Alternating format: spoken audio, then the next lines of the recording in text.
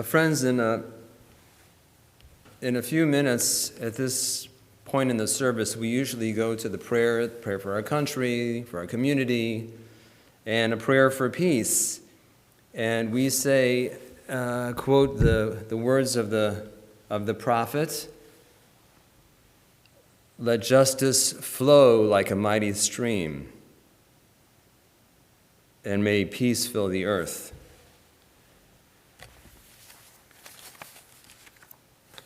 But today, before we get to those prayers, we are going to say our prayers of Yizkor, of remembrance for our loved ones who have left this physical world.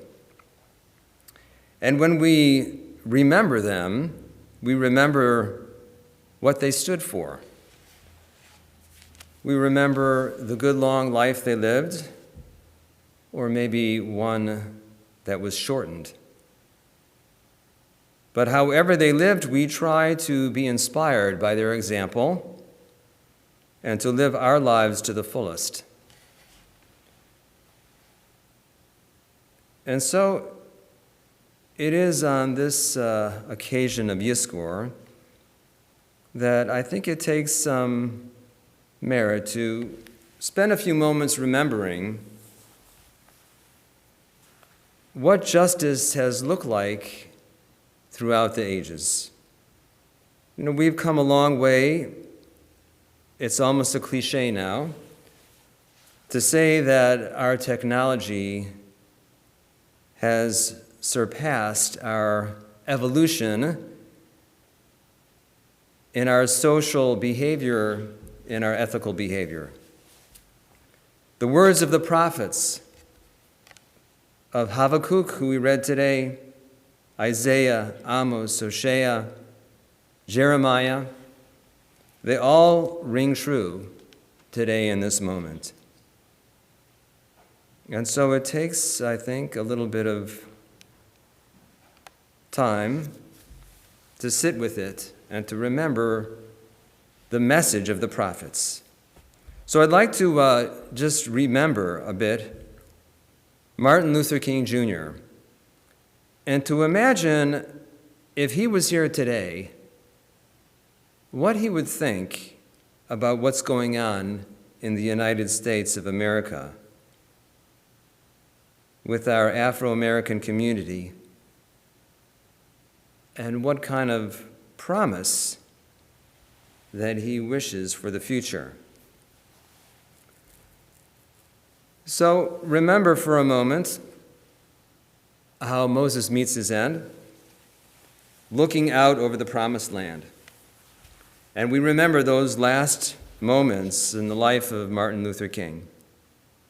Taylor Branch describes that last speech that he gave. King's entrance caused in eerie bedlam. There were cheers from the floor which echoed around thousands of empty seats, and the whole structure rattled from the pounding elements of the wind and the thunder and the rain. King came to the microphone just as the storm was cresting and launched into a rambling, rather unremarkable speech until he came to the ending. And he said, "But it doesn't matter now because I've been to the mountaintop," he declared in a trembling voice. And then the cheers erupted. Like anybody, I would like to live a long life. Longevity has its place. The whole building suddenly hushed, which let sounds of thunder and rain fall from the roof. But I'm not concerned about that just now. I just want to do God's will. And then there was a subdued call of yes in the crowd. And he's allowed me to go up to the mountain. And I've looked over, and I've seen the promised land. And then King's eyes were brimming now with tears, and a trace of a smile crossed his face. "And I might not get there with you," he shouted, "but I want you to know tonight that we as a people will get to the promised land."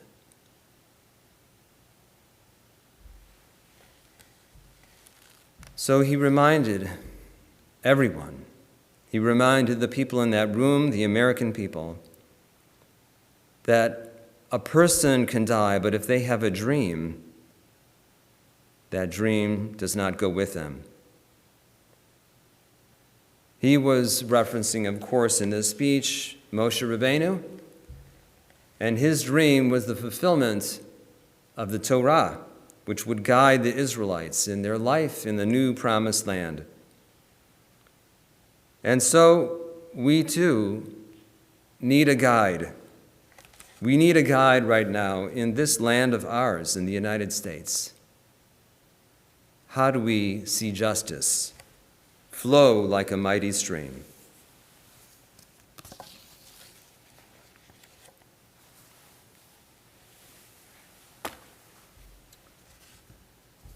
King said, "Today we particularly need the Hebrew prophets because they taught that to love God was to love justice, that each human being has an inescapable obligation to denounce evil where he sees it, and to defy a ruler who commands him to break the covenant. The Hebrew prophets are needed today because decent people must be imbued with the courage to speak the truth, to realize that silence may temporarily preserve status or security, but to live with a lie is a gross affront to God. The Hebrew prophets are needed today because we need their flaming courage. We need them because the thunder of their fearless voices is the only sound stronger than the blasts of bombs and the clamor of war and hysteria. Today, there's a great clamor in the streets. There is a clamor for justice, and there is a cry for peace as well. We all regret the violence and the looting that has occurred in these days of protest against the injustice to the black community in our country.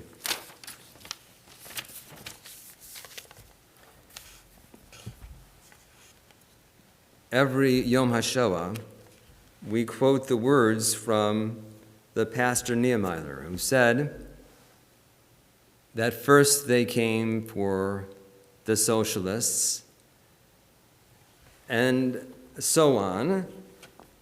And I didn't say anything because I was not a socialist. They came for the Jews, and I was not a Jew. Then they came for me, and there was nobody left. In the Talmud, it says, Shtika kahoda'ah, that if you are silent, then you are just as culpable as the criminal or the perpetrator of the crime. We cannot be silent anymore. We cannot be just onlookers, like the onlookers, the officers who stood by while George Floyd had his neck kneeled on for over 8 minutes as he said, "I can't breathe."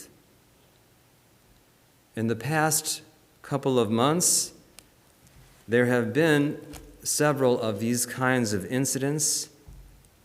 Ahmed Arbery was running, just taking a run, and was chased down and murdered. And nothing was done to the perpetrators for 2 months until a video went viral, and then they were apprehended. Breonna Taylor, an EMT working to save lives during the pandemic, was sleeping in her apartment when the police mistakenly entered while the perpetrator, the real person they were looking for, was already in custody. And she perished with 8 gunshots.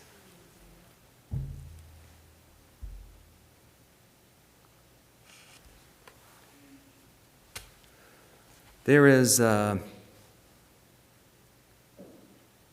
time to speak up and a time to speak out. to speak out for justice and equity for all peoples. Not to incite more violence, but to seek justice. And sometimes what happens is that when people don't feel that justice is meted out, they become desperate and they think there is no justice. In our Torah reading today, we study the laws of Shemitah, the laws of the remission of debts, and the freeing of the slave. And the idea that Devarim gives to these laws of Shemitah is that there shall be no poor people in the land.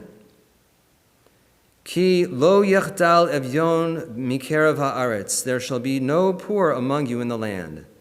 Al kain anochi mitzavcha lemor, and so I command you this day, patoch tiftach et yadcha, you shall surely open your hands la'achicha, la'onyecha, ule'evyoncha ba'artzecha.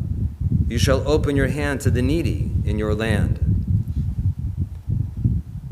The laws of the Shemitah were to make sure that people who became destitute had a second chance, and they could be brought once again into society and be productive. And then the Torah goes on to the laws of those indentured servants. Ki yimacher lacha achicha ha'evri, if you shall acquire a Hebrew servant, o ha'avri'ah la'avdecha shesh shanim, they work for you for 6 years. Uveshana hashvi'it, and in the 7th year, tishalchenu chovshi me'imach, you shall set them free.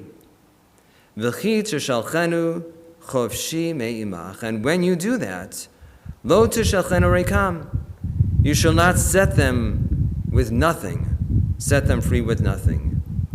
Rather, ha'anek ta'anik lo mitzoncha u'megercha u'miyigvecha asher beiracha Adonai Elohecha titen lo. But rather you shall give him something to make a start. Give him some of your flocks or some of your grain. Give him seeds to plant and a place to plant them so that he can become independent and productive once again. And so we can learn something from these words of the ancient Torah.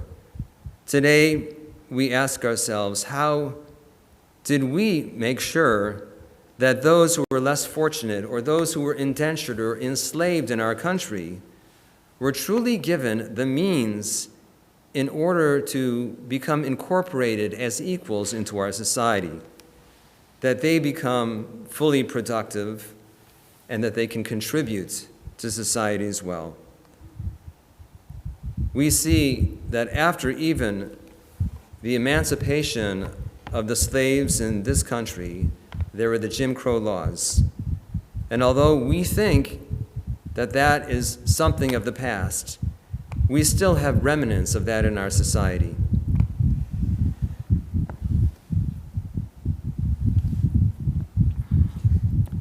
How is it that in this day and age, somebody who is out innocently taking a run can be stopped, accosted, chased, and murdered for doing nothing but taking a run because of the color of his skin? This is not the time to stand and be silent. This is the time to remember the promise of Martin Luther King's dream, which echoed that of the prophets of Isaiah when he saw the time when people will treat each other as equals, when the lion lies down with the lamb, when the great mountain is leveled and the great valley is brought up. And then we can all walk on the same path. So in this moment of memory, let us remember the ideals that our tradition stands for. Let us remember the message of the prophets to lift up those who are needy. The message of our Torah, Patoch tiftach et yelcha la'achicha evyon. You shall surely open your hand and open your heart to those who are in need. Have not only compassion, but let our compassion inspire us to action so that justice may once again flow like a mighty stream.